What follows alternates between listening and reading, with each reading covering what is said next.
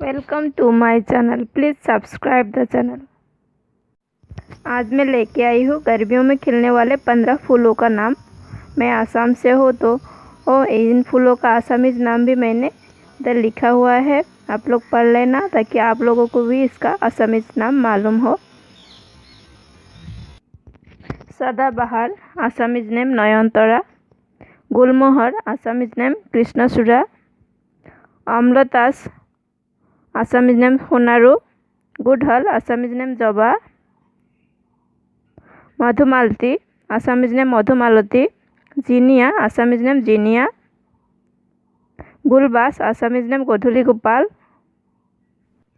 धतुरा आसामीज में भी धतुरा, पर्टुलुका आसामीज में 9 बाजी फूल, गुलाब आसामीज नेम गोलाप, अपराजिता आसामीज नेम अपराजिता, चांदनी आसामीज नेम काठमालती, गुल मेहंदी आसामीज नेम केरू फूल, फ्लामिंग ग्लोरी, कामलता आसामीज में कुंजलता। थैंक्स फॉर वॉचिंग, धन्यवाद।